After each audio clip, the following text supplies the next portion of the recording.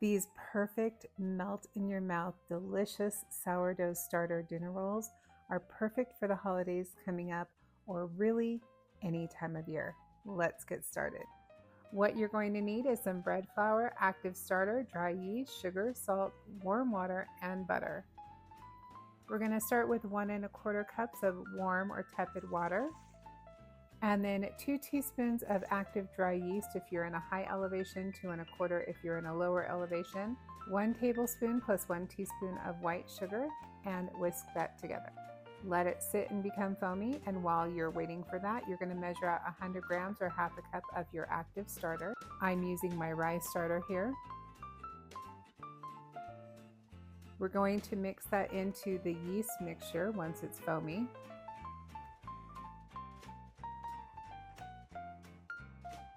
And then we're going to measure out 500 grams or 3¼ cups of bread flour.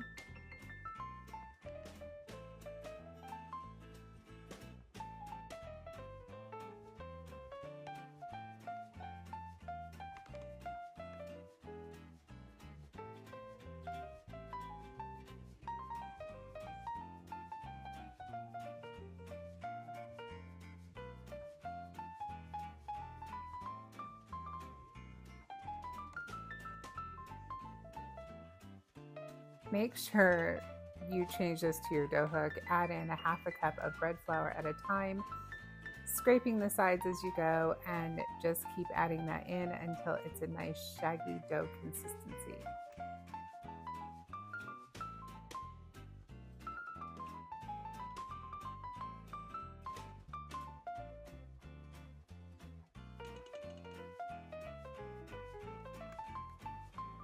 Again, make sure you use your dough hook here. The cleanup with a whisk, once it starts becoming doughy, is just difficult. So once the flour goes in, dough hook goes on. You want to mix this with your hands, you are more than welcome to, although it will get kind of messy. If you're okay with that, do what you want to do. But I like to use my stand mixer for this. It's a lot easier.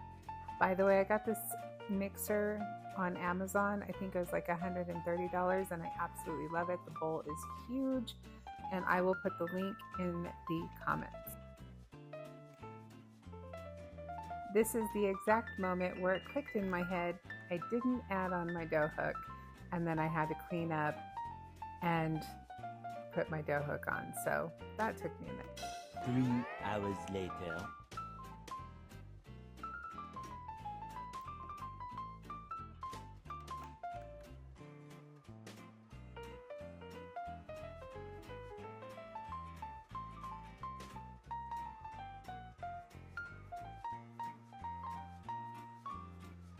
Once you're down to your last ½ cup of flour, add in the rest until it's nice and shaggy, and then 1¼ teaspoons of salt.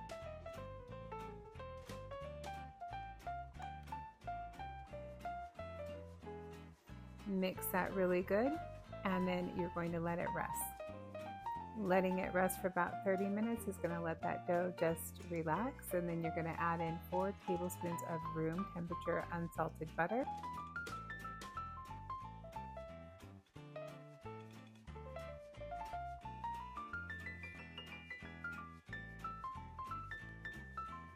And then mix that again with your dough hook, keeping that on there. And you're going to mix it until it starts slapping the sides and coming together. So all that butter should be mixed in, and it's going to start slapping the sides of your bowl. You're going to go ahead and remove this and put this in an oiled bowl. Cover her with a damp kitchen towel and let her rest for about 1 to 1½ hours until it doubles in size. Once it's doubled, you're going to separate this into 12 smaller balls, about 76 grams each, but just try to get them as equal as possible. I went a little over here and there, but that's okay. A scale definitely helps with this process.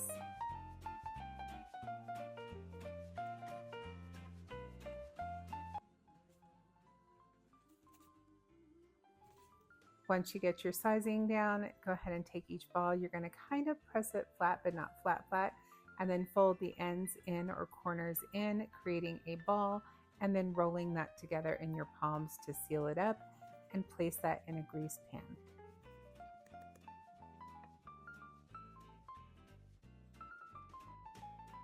Now that we have all of our balls done, we're going to go ahead and put them in a greased pan, give them some space to rise, and then we're going to cover them with either a damp towel or plastic wrap. I'm using plastic wrap here, and let them rise for about 30 minutes.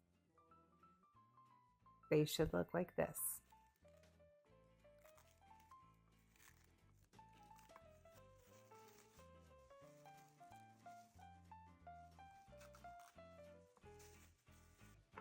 We're going to go ahead and brush on our egg wash and then bake in the oven at 350 for about 15 to 20 minutes until they're nice and golden brown.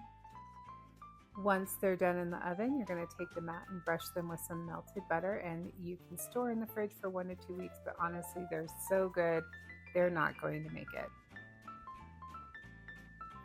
These are not only beautiful, but taste amazing.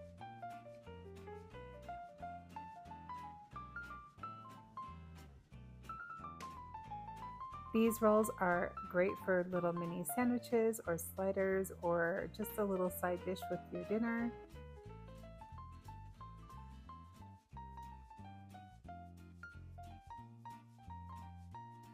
I do like mine with some butter and honey. They are so delicious and melt in your mouth. Oh, you're gonna love them.